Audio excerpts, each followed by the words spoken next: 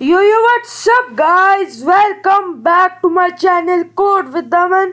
यह हूँ मैं आपका भाई दमन। आज की वीडियो में आपका स्वागत है। आज की वीडियो में हमें बहुत ही एक इंटरेस्टिंग और सीरियस टॉपिक के बारे में बात करने वाले हैं। आज की वीडियो का हमारा टॉपिक है चेरनोबिल डिजास्टर और उसका असली सच। आज की वीडियो में हम मिथ्स बस्ट करने वाले हैं, फैक्ट्स जानने वाले हैं और मैं आपको एक्सप्लेन करूंगा कि असलियत में हुआ क्या था। आप सभी ने चेरनोबिल डिजास्टर की वेब सीरीज देखी ही होगी जो HBO मैक्स पर है, पर क्या वो सच है नहीं है, आज हम उसका पता लगाएंगे और देखेंगे असलियत में चेरनोबिल डिजास्टर में क्या हुआ था। तो शुरू कर देते हैं। बेट बांध लो ये थ्रिलर रियल लाइफ का एडवेंचर के लिए। तो सोचिए 1980s का सोवियत यूनियन न्यूक्लियर पावर को सबसे बड़ी चीज माना जा रहा था। Chernobyl nuclear power plant Ukraine में प्रिप्यत के पास 4 बड़े रिएक्टर्स RBM के टाइप के जो सोवियत डिजाइन थे बहुत पावरफुल थे, लेकिन प्रॉब्लम इनमें प्रॉपर कंटेनमेंट डोम नहीं था। मतलब अगर कुछ गलत हुआ तो रेडिएशन बाहर निकल जाएगी सीधा, और ये रिएक्टर लो पावर पे बहुत अनस्टेबल थे। पॉजिटिव वर्ड कोएफिशिएंट की वजह से ये जैसे पावर बढ़े तो रिएक्शन और ज़्यादा बढ़ जाती थी। Dangerous design flaw.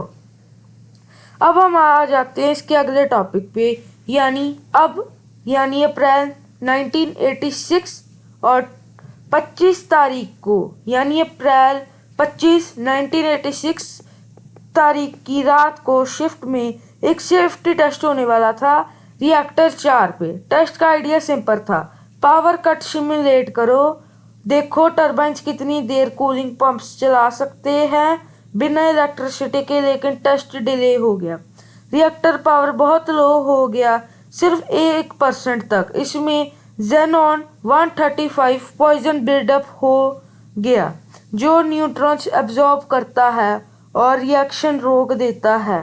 Operator pressure में थे, टेस्ट कंप्लीट करना था तो उन्होंने कंट्रोल रोड्स बहुत ज़्यादा निकाल दिए, सेफ्टी लिमिट से कई ज़्यादा।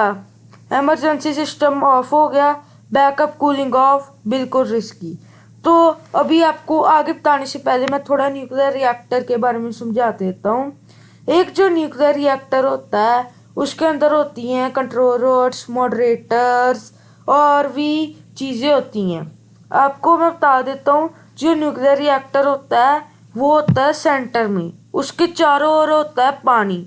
ये उसके तो जब न्यूक्लियर रिएक्शन होती है तब बहुत ज़्यादा एनर्जी हीट जनरेट होती है और उस हीट से जो पानी होता है वो उबलने लग जाता है, और जब भी पानी उबलता है तो स्टीम प्रोड्यूस होती है। उस स्टीम से वो टरबाइन से घूमती थे और उससे इलेक्ट्रिसिटी प्रोड्यूस होती थी। और उस रात जो रिएक्टर नंबर 4 पे टेस्ट किया गया था, इस टेस्ट के अकॉर्डिंग देखा जा रहा था कि अगर न्यूक्लियर पावर प्लांट की अगर हम एक कुछ वक्त के लिए लाइट काट दें तो जो टरबाइन्स ऑलरेडी घूम रही हैं और जो ऑलरेडी स्टीम बन चुकी है, क्योंकि अगर आप देखोगे अगर पानी उबल रहा है आप नीचे से गैस बंद कर दो तो भी वो पानी कुछ समय तक उबलता ही रहता है। तो आप देखिएगा कि जैसे ही वो पावर बंद होती है तो वो देखना चाहते थे कि क्या जो पानी उबल रहा है और जितनी स्टीमों से टरबाइन्स इतना घूम सकती हैं कि वो कुछ समय के लिए न्यूक्लियर रिएक्टर को सपोर्ट कर सके, जिसके कारण कि वो एफिशिएंट वर्किंग हो। और यही टेस्ट होने लगा था। अब चलिए आगे कंटिन्यू करते हैं अपने स्टोरी लाइन की ओर। रात के 1:23 26 अप्रैल को पावर सडनली स्पाइक होने लगी। Uneven heating, steam buildup. Panic में उन्होंने AG5 बटन दबाया, इमरजेंसी शटडाउन। लेकिन यहाँ ट्विस्ट, कंट्रोल रोड्स के टिप ग्रेफाइट के थे जो पहले रिएक्टर रिएक्शन बूस्ट कर देते थे थोड़ी देर के लिए। पावर सर्ज इनसेन हो गया, फ्यूल सुपरहीट, पानी स्टीम बन गया, प्रेशर कुकर जैसे ब्लास्ट। पहले एक्सप्लोजन स्टीम से, दूसरा हाइड्रोजन गैस से। 1000 टन रिएक्टर लिड उड़ गया, ग्रेफाइट फायर शुरू हो गई, रिएक्टिव मटेरियल स्काई में वॉल्केनो की तरह। 2 इंजीनियर्स तुरंत ब्लास्ट में मर गए। फायर फाइटर्स आए, पानी डालते रहे ग्रेफाइट फायर पे, लेकिन ये फायर रेडिएशन बढ़ा रही थी। हीरोज जैसे व्लादिमीर प्राविक और टीम, उन्होंने जान दी एक्यूट रेडिएशन सिंड्रोम से। स्किन जल गई, organs fail, 28 fire fighters month लेकिन मर गए।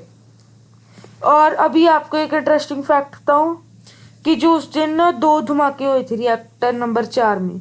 पहला धमाका हुआ था, उसमें बहुत वो स्टीम के कारण हुआ था। स्टीम जैसे आप देखोगे, अगर आप प्रेशर कुकर में स्टीम को निकलने की जगह ना दो तो वो एकदम से फट जाती है।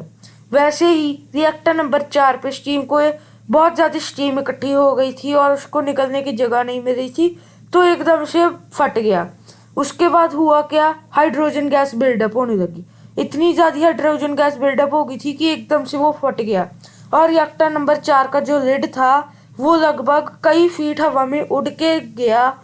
और माना जा रहा है कि वो इतना तेज ब्लास्ट था कि बुरी कह बिल्डिंग पावर प्लांट में शॉक वेव्स हुई थी।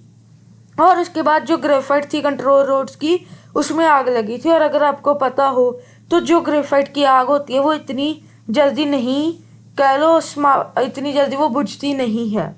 उसके बाद जो जो न्यूक्लियर मटेरियल था, यानी जैसे यूरेनियम, वो जेनॉन, ये सब जो न्यूक्लियर मटेरियल होते हैं जिनको यूज़ किया जाता है पावर जनरेट करने के लिए और हीट, ये जो न्यूक्लियर मटेरियल था ये भी साथ ही साथ जलने लगा और इसका जो कोर था वो मेल्ट डाउन होने लगा।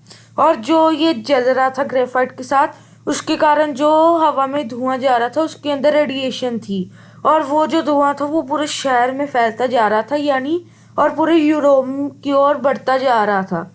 इससे होना क्या था कि पूरे यूरोप में रेडिएशन फैल जाती, जिसके कारण कैंसर बहुत जल्दी बढ़ सकता था। अब हम आगे कंटिन्यू करते हैं। अब असली ड्रामा, रिएक्टर के नीचे फ्लडेड बेसमेंट पे पानी भर गया फायर फाइटिंग से। मोल्टन क्रोमियम लावा जैसा न्यूक्लियर फ्यूल अगर पानी से मिला तो मैसिव स्टीम एक्सप्लोजन हो सकता था, यूरोप को कंटेनमेंट कर देता। इसलिए 3 ब्रेव लोग वॉलंटियर हुए, अलेक्सी एनेनको, वलेरी बेस्पालोव और बोरिस ब्रावनोव। 4 मई को वेट सूट्स पहन के डार्क फ्लडेड कॉरिडोर्स में घुस गए। Chest high radio active water में वादे किया, वॉल्व्स ढूंढे और खोले ड्रेन करने के लिए। 200 मीटर्स बीपिंग क्रेजी, लेकिन उन्होंने मिनट में काम कर दिया। सब सरवाइव हुए। अनेनको और बेस्पालोव आज भी जिंदा है 2026 तक। ब्रानोव 2005 में हार्ट डिजीज से गुजर गए, लेकिन रेडिएशन से नहीं। रियल हीरोज HBO सीरीज में ड्रामेटाइज था, लेकिन सच ये है। सोवियत का कवर अप, पहले बिल्कुल चुप थे। प्रिपियत के 60,000 लोग नॉर्मल सैटरडे जी रहे थे, बच्चे बाहर खेल रहे थे, रेडिएशन बरस रही थी। 36 घंटे बाद इवैक्यूएशन शुरू हुआ, लेकिन बोला टेम्परेरी है। स्वीडन में रेडिएशन डिटेक्ट हुई फॉर स्मोक प्लांट पे, तब मॉस्को को एडमिट करना पड़ा। मंथ्स बाद फुल डिटेल्स दिए इंटरनेशनल प्रेशर से। KGB डॉक्स से पता चला प्लांट फ्लॉस पहले से जानते थे लेकिन चुप रहे। फॉलआउट, जो रेडियो एक्टिव फ्यूम थी वो यूरोप में भर गया। Iodine 131, caesium 137, red forest pine trees red हो गए और मर गए। एनिमल्स में म्यूटेशन, लेकिन आज एक्सक्लूशन जोन में वाइल्ड सरप्राइजिंगली रीबाउंड कर रही है। वुल्व्स डियर हो रहे हैं और human death. Direct 131 blast plus ARS long term cancer से एस्टिमेटेड वेरी UN और WHO कहते हैं 4,000 extra cancer in highly exposed area, यानी यूक्रेन, बेलारूस, रशिया। लेकिन कुछ सोर्सेज हायर बोलते हैं। थायराइड कैंसर 1000 केसेस और स्पेशली किड्स में, लेकिन ज़्यादातर ट्रीटेबल लिक्विडर्स। 6 लाख से ज़्यादा क्लीनअप वर्कर्स, उनमें हेल्थ इश्यूज, लेकिन एग्जैक्ट नंबर्स डिबेटेड। आज 2026 में भी अपडेट्स जैसे न्यू सेफ कंसाइनमेंट स्ट्रक्चर पे ड्रोन अटैक हुए। अब आपको बता दूं कि यूक्रेन की जो सरकार थी उन्होंने हज़ारों करोड़ रुपीस लगा के जो चेर्नोबिल शहर था इसके पूरे ऊपर एक डोम बना दिया था कि रेडिएशन बाहर फैलती ना जाए, और इस शहर को अगले 3000 साल तक बंद कर दिया गया रेडिएशन के कारण।